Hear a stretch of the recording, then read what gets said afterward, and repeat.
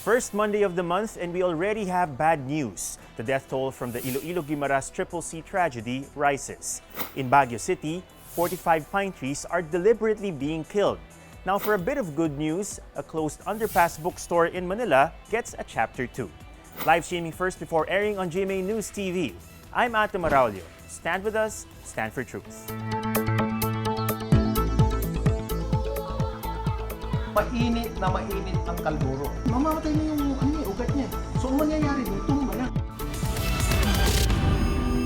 Nadagdagan pa ang mga pumanaw sa sunod-sunod na paglubog ng tatlong bangka sa pagitan ng Iloilo at Guimaras. This is after another body was recovered near Bundulan Point in Guimaras. Ang bangkay ng lalaki ay dagdag pa sa 27 ng naitalang patay nitong weekend. Sabado ng tanghali nang tumaob ang motorboat o MV Chichi. Sunod na lumubog ang MV Kezia. Pasado alas 3 naman ng hapon nang tumaob ang MV Jenny Vince. The boat sunk amid bad weather in the area.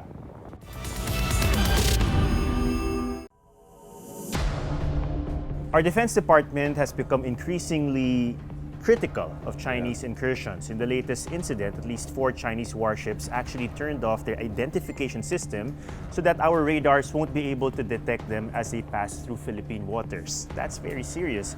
Pero Richard, ano ang implication nitong nangyayari na pagdaan una-una ng mga Chinese warships? And pangalawa, that the Defense Department, which is under the Office of the President, is actually speaking out against these incidents. This is nothing new, no? Let's first start with the fact that mukhang may schism, or at least there's lack of consistency between the statements of the national defense people and the generals of President Duterte on one hand, at saka yung sobrang positive statements ni Pangulong Duterte ukol sa China. I think it's because the military is just trying to do its job, no? The president seems to be also tolerant of these kinds of inconsistency, which I think is a good thing.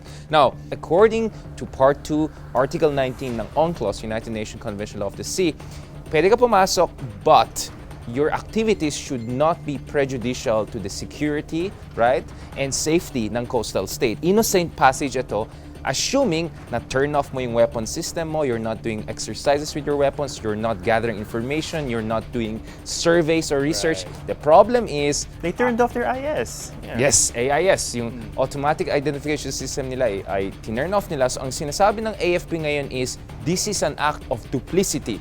Dinideceive tayo ng China, and it's also a violation of rule of law. That's a very strong statement from AFP.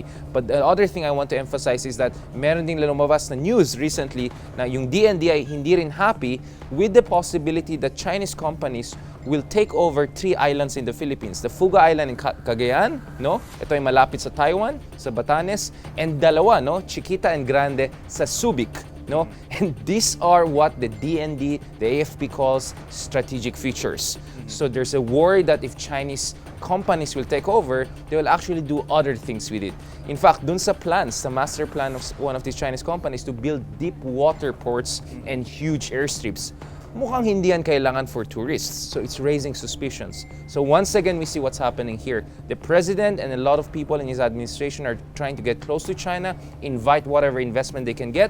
But his generals and the AFP are saying, teka lang, tignan muna natin if this is good for our national security. Nagkomento lang sa appointment ng ex-military official sa gobyerno, ikinumpara na ng Pangulo si Senator Richard Gordon sa isang penguin. Takot na kaya ang mga Pilipinong bumatikos sa Pangulo? MJ Hieronimo reports. May freedom of expression nga ba sa bansa?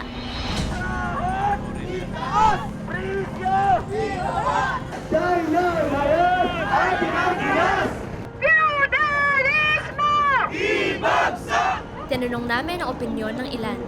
I think people have freedom of expression no matter whose government is it. It's our right and it's in our constitution. Yun nga lang po, hindi lang masyadong napapractice and minsan po, nire-restrict din kami mismo mga students. Basta yung kabutihan lang, huwag mo yung masama. Mas maraming Pilipino na raw ngayon ang nakakaramdam that they can freely express themselves under the administration of President Duterte kahit nalaban pa ito sa gobyerno. 6 out of 10 or 59% ng mga respondents ng ginawang survey ng social weather stations ang sumang-ayon dito. On social media, for example, pwede naman tayo magbigay ng mga opinions natin, ng mga insights natin. Siyempre, may banggaan din talaga na ideas and you sort of run the risk of being trolled, for example. Mas maingay na yung mga tao in general. Mas madaling kumalat yung mga storya. But does that mean na mas free tayo? Not necessarily. Marami ang ayaw magsalita. Alam naman natin kung ano nangyari sa mga kritiko ng gobyerno, lalo na ng kritiko ng presidente. May nakakulong na senador, may outlet ng media na sinampahan ng kung ano-anong kaso. Sa aking palagay, iba ang aktual na resulta ng surveys na yan na limitado. Feeling ng mga tao mas malakas yung freedom of speech kasi mas naririnig nila ng mas madalas yung criticism sa Pangulo. Pero isang maganda ring tingnan ay kung ito rin ba ang nararamdaman ng media o kahit ng mga sikat na personalities, mga opinion makers natin. Vigilance is the price of liberty. Whatever liberty we are enjoying now, whether it's real or limited, kailangan nating bantayan. Kailangan tayong maging mapagbantay. Huwag tayong matakot. I am MJ Jeronimo and I stand for truth. A moratorium on cutting trees is supposed to save Baguio's famous pine trees, but that's not the case for 45 trees which are allegedly being killed through other means. Bea Docyogen reports. Mga nabubulok na pine tree, ito ang tumambad ng puntahan ni Baguio City Mayor Benjamin Magalong ang isang private lot sa Ligarda Road. Kapag titignan natin mula doon sa may taas, sa may kalsada, hindi natin naakalain na mayroong mga ganitong klaseng ginagawa dito sa may loob. Kasi kung makikita natin, itong mga puno dito, ang ginagawa nila, tinatanggal nila yung balat, saka nila siya bubutasan, at saka nila siya tuturukan ng chemical substance. Ayon sa Community Environment and Natural Resources Office ng Baguio City, may tamang proseso ang pagputol ng puno sa lungsod. Pero ang naging hakbang ng iba, patayin ang mga ito gamit ang kemikal. Sa kanilang inventory sa private lot na ito, mayroong 60 pine tree pero 45 sa mga ito ang apektado ng kemikal. Based nun sa initial report ng enforcement staff ko, carbide, kalburo. Yun ang pinapakonfirm namin ngayon sa EMB, sa chemical engineer. Nakasama ko nagpunta dito last week. Mainit ang kalburo. Makakasunog yan. Ginamit mo muna as flower inducer. Pero after that, sisirain niya rin. Mamamatay na yung ugat niya. So, ang mangyayari dun, tumba na. Ayon sa DENR, ang tamang guidelines sa pagputol ng puno, dapat ang bawat isang naturally grown na punong puputulin ay papalitan ng 100 na seedlings. Ibig sabihin, 4,500 na seedlings sana ang magiging kapalit ng mga nilasong puno. Meron din kaming ipafile na case based naman doon sa possible violation ng PD 705, yung Forestry Reform Code, pati doon sa PD 953, doon sa injuring or mutilating ng trees. Tapos tinitingnan din namin possible violation sa Republic Act 6969, Toxic and Hazardous Waste Act. Sinampahan din ng kasong violation of City Environmental Code ni Mayor Magalong ang Gatela Corporation, ang nagmamay-ari ng nasabing lote. Desidido rin siyang ipakancel ang kanilang SEC registration. Maski na mag-reach out nga sila, ayaw ko silang kausapin. Kung yung pag-usapan lang namin, yung puno na yan, hindi pa sila kausapin. Sa ngayon ay hindi pa rin naglalabas ng statement ang Gatela Corporation kaugnay dito. Mula sa Baguio City, I am Bea Docyogen and I stand for truth. It was first reported closed after an underpass near Manila City Hall was cleaned up, but an underground bookstore is getting a new chapter. Manal Sugadol reports. Maraming mga netizens ang nalungkot nang mawala sa Lagusnilad Underpass ang bookstore na ito. 10 taon na mula nang itayo ng magkaibigang sina Ari sa Twinter ang Books from Underground. Pero, noong July 15, kasama silang pinalis nang magkaroon ng clearing operation. Target kasi ng lokal na pamalaang muling buhayin ang ganda ng Maynila at isa na rito ang Lagusnilad. Alam naman namin na darating din yung araw na mapapaalis kami ron. Pero yun na nga, nung dumating na nga, syempre parang mabigat din sa loob. Kasi kumbaga maraming memories na nabuo ron eh. Ang nice ng mga netizen, ibalik sila sa underpass. Overwhelming, elated. Na marami pala kaming kumbaga na-touch na lives kahit paano. Kasi kumbaga parang mga random bookseller lang rin naman kami. Para eventually yung realization na kumbaga hindi lang bookstore to, kumbaga community. Dahil nawala ng pwesto, sa online muna nagbebenta ang magkaibigan. At ang mahigit 20,000 books ay nakatambak ngayon sa bahay ni Aris. Pinayagan naman silang makabalik. Apparently parang nag-set na rin ng meeting yung City Hall. Na yun nga, para bigyan kami ng chance na makabalik.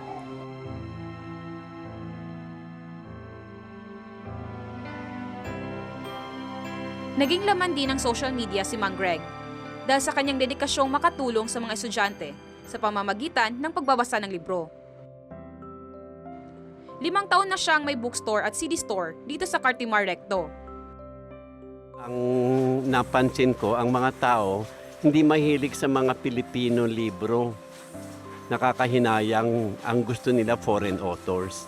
Ramdam ni Mang Greg ang importansya ng pagbabasa, lalo na sa estudyante. Ayon sa National Book Development Readership Survey of 2017, 80% of Filipinos read books. 76.75% rito ay nagbabasa ng mga libro na hindi required sa eskwelahan. Gusto kong tumulong sa mga estudyante, usually bumibili dito, kulang sa budget, maski sa puhunan, binibigay ko na. Ang libro ay pundasyon ng kaalaman. Kung ito ay pinagsasawalang bahala, maaaring maapektuhan ang kaunlaran ng isang bayan. I am a nasugadol and I stand for truth. Pinakamasarap kayong tag-ulan yung mga pampainit ng tiyan tulad ng sabaw. Umuusok na food trip naman tayo kasama si Izzy Lee, who feasts on bulalo. Panahon na naman ng tag-ulan. Sa weather na to, patok na naman ang mga soup dishes kagaya ng isa sa mga paborito ng Pinoy, ang bulalo.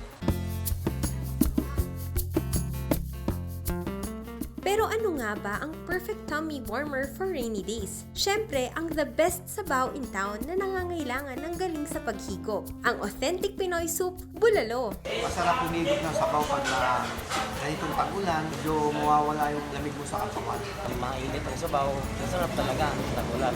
May sausawan ka rin medyo manghang, so pagpapawisan ka. Tapos yung karne, pag naluto ng maayos, malambot. So parang comfort food talaga siya. Pero paano kung ang paborito mong bulalo soup ay kinumbine pa sa isa pang klase ng sabaw? Sa restaurant na ito, gumawa sila ng sarili nilang fusion ng bulalo. Tikman natin ang kanilang Japanese version, ang bulalo ramen. Lasa siyang miso ramen and meron siyang beef shank, kaya siya tinawag na bulalo ramen. Parang may sour na aftertaste. Yung usual na bulalo, malalasahan mo talaga yung beef. Ito, malalasahan mo din naman pero may fusion ng miso.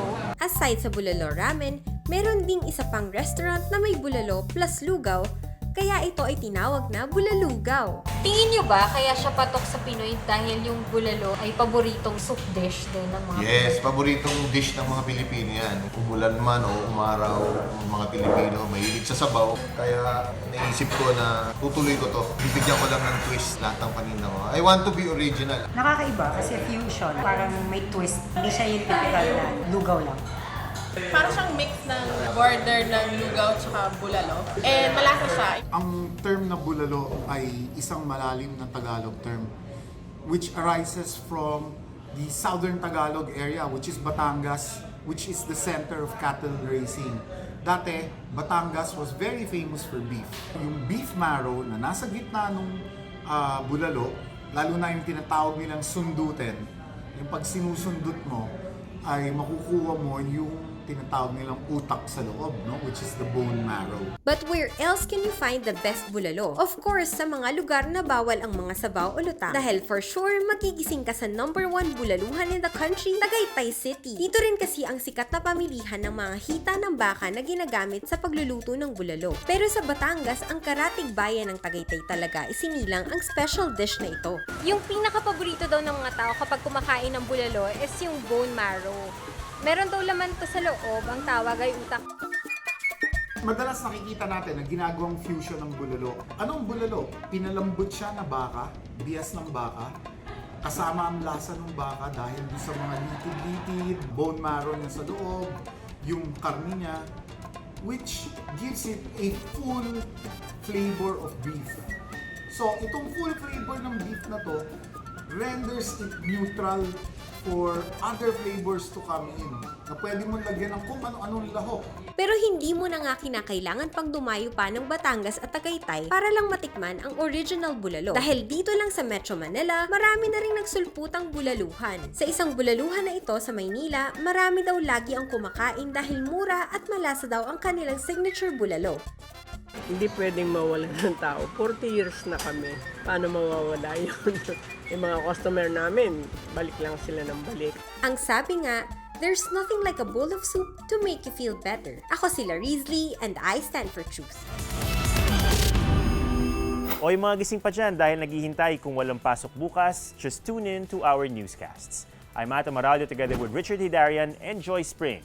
Stand with us, stand for truth.